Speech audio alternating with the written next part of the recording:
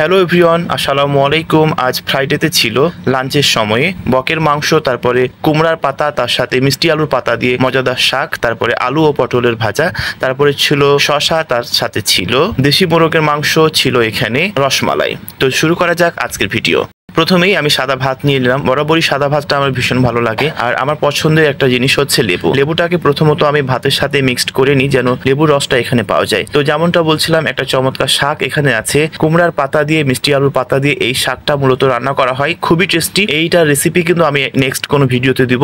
আর এই শাকটি রান্না করেছে মূলত মেয়ের মা, খুবই ভালো লাগে। আর দেখতে পাচ্ছেন এখানে চমৎকার একটা সবজি, যেটা আমার ভীষণ পছন্দ, আলু এবং পটলের একটা সবজি থাকে, অল্প মরিচ অল্প মশলা দিয়ে এটা রান্না করা হয়, মূলত খুবই একদম টেস্টি থাকে। তারপরে ফ্রাইডেতে লাঞ্চে কি কি ছিল সেটা দেখতেই পাচ্ছেন। সবগুলো আইটেম আমি একটু একটু করে নিচ্ছিলাম আর খাচ্ছিলাম।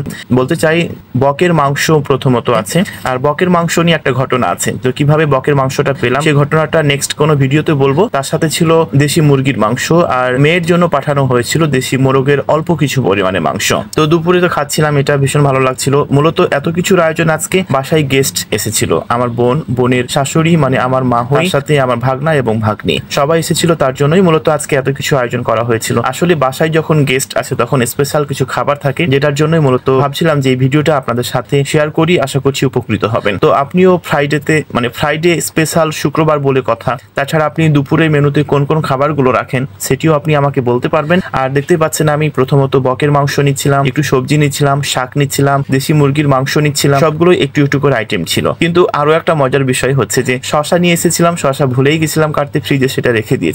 তো সবগুলোই আইটেম ছিল ভালো, এবং চেটেপুটে আমি খেলাম। আর চেটেপুটে খাওয়া কিন্তু এটা সুন্নাত, প্রত্যেকটা ভিডিওতে আমি বলি। তো আমার ভাগ্নে সব এসে বলছিল, মামা আমাকে শসা দাও। তখন আমার মনে পড়লো যে শসা তো আমি ফ্রিজে রেখেই দিয়েছি। তারপরে খাওয়া দাওয়া শেষ করে শসার কিছু অংশ আমি খেলাম। তো দেখুন, একটা শসাকে কেটে মেয়ের আম্মু, তারপরে ভাগনা সবাই আমার কাছ থেকে নিল, আমি পেলাম মাত্র একটু অংশ। দেন আরো একটা শসা বের করে আমি খেয়েছিলাম। তারপরে রসমালাই ছিল ফ্রিজে, কারণ খাবারটা একটু হালকা ঝাল আমাকে লাগছিল, তার জন্য রসমালাই খেলাম, তার সাথে দই খেলাম। তো বন্ধুরা, আজকে ভিডিওটি কেমন লেগেছে সেটি জানিয়ে কমেন্টস করবেন আমাকে।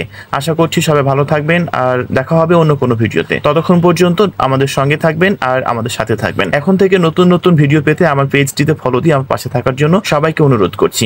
আবারও নেক্সটে ফিরে আসবো খাবারের কোনো একটা মজাদার রেসিপি নিয়ে, কিংবা মজাদার কোনো ভিডিও নিয়ে। আর হ্যাঁ, আরো একটি কথা বলতে ভুলেই গেছি, কারণ এত কিছু খাওয়ার পরে মনে হচ্ছিল যে 7 আপ ঠান্ডা কিংবা আরসি জাতীয় কোনো কিছু খাবার একটা খাওয়া দরকার। তো যেই ভাবনা সেই কাজ ভেবে রেখেছিলাম, আমার আব্বুকে বাজারে পাঠিয়েছিলাম, কিন্তু দুপুর হওয়ার কারণে, তাছাড়া আজকে শুক্রবার হওয়ার কারণে কোনো দোকানই খোলা ছিল না। অনেকক্ষণ অপেক্ষা করার পরও আমরা সেটা খেতে পাইনি। তো যাই হোক, নেক্সট কোনো ভিডিওতে সেটা পুরোটা কমপ্লিট করে আপনাদের সঙ্গে আমরা শেয়ার করব। ভালো থাকবেন সবাই, সুস্থ থাকবেন।